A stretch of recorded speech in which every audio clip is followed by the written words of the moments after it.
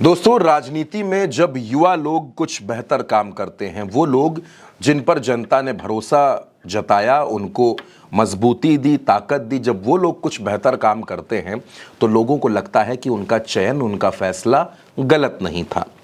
उत्तर प्रदेश में एक सीट है मछली शहर। मछली शहर की सीट पर समाजवादी पार्टी ने प्रिया सरोज को टिकट दिया। प्रिया सरोज की पहचान इतनी सी थी कि वो पूर्व सांसद और मौजूदा विधायक तूफानी सरोज की बेटी हैं।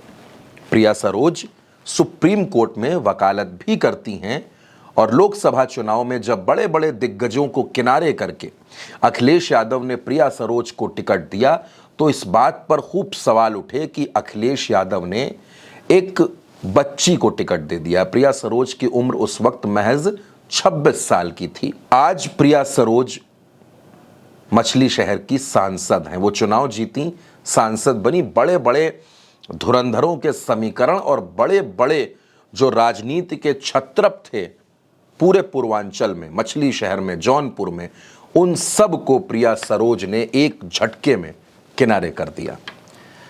अब सवाल यह था कि प्रिया सरोज सांसद तो बन गई, लेकिन करेंगी क्या? क्या उनकी सांसदी को उनके पिता तूफानी सरोज ही चलाएंगे, यानी प्रिया सरोज सिर्फ रबर स्टैंप होंगी? दोस्तों, प्रिया सरोज ने इस बात को भी सिरे से खारिज कर दिया और ये बात उन्होंने शब्दों से नहीं, अपनी सक्रियता से करके दिखाई है। मछली शहर में प्रिया सरोज हर रोज जनता के बीच जा रही हैं। प्रिया सरोज का जनता दरबार उनके घर पर तो लगता ही है। अलग अलग विधानसभा क्षेत्रों के लिए अलग अलग दिन तय कर दिए हैं।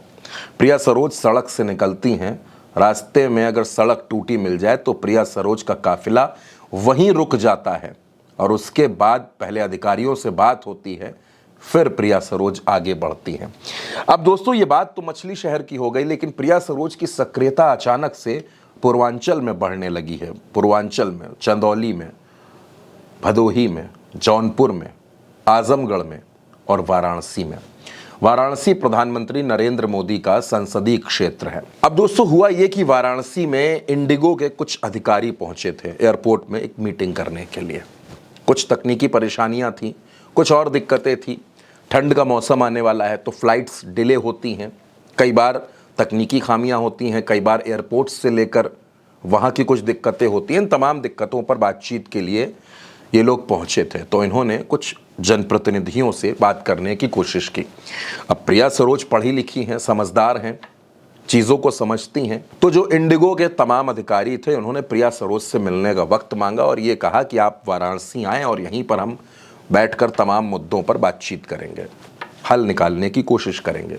प्रिया सरोज पहुंची। प्रिया सरोज ने एयरपोर्ट पर उन अधिकारियों के साथ मीटिंग की और इस समस्या को समझने की कोशिश की कि आखिर ठंड के दिनों में मौसम की वजह से जो दिक्कतें, जो परेशानियां आती हैं, इन पर हम कहां तक काम कर सकते हैं, कैसे जनता की जो परेशानी है उसको दूर किया जाए, कैसे जो एयरपोर्ट पर अधिकारी बैठे थे उन्होंने भी इस बात को समझा और प्रिया सरोज से इस बारे में पूरी चर्चा की। मीटिंग के बाद प्रिया सरोज ने यह भरोसा दिया कि जहां तक हो सकेगा बतौर सांसद वो इन समस्याओं को दूर कराने के लिए मंत्रालय में भी बात करेंगी, ज़रूरत पड़ेगी तो सदन में भी मुद्दे को उठाएंगी। जहां जहां इस मुद्दे पर बातचीत करने की ज़रूरत पड़ेगी वो इस मुद्दे को उठाएंगी। दोस्तों, वाराणसी के सांसद कौन है ये आपको बताने की ज़रूरत नहीं है कि वाराणसी का सांसद कौन है और वो कितने ताकतवर हैं, लेकिन इसके बावजूद क्षेत्र की जनता के लिए, लोगों के लिए जो सोच है, जो चिंता है, वो प्रिया सरोज के अंदर है। पहली बार सांसद बनी है, बहुत सी चीज़ों की जानकारी नहीं होगी, बहुत सी चीज़ों को समझ रही होंगी, कोशिश कर रही होंगी, लेकिन प्रिया सरोज की जो सक्रियता है दोस्तों, ये सक्रियता मछली शहर के लोगों के लिए तो बेहतर है ही।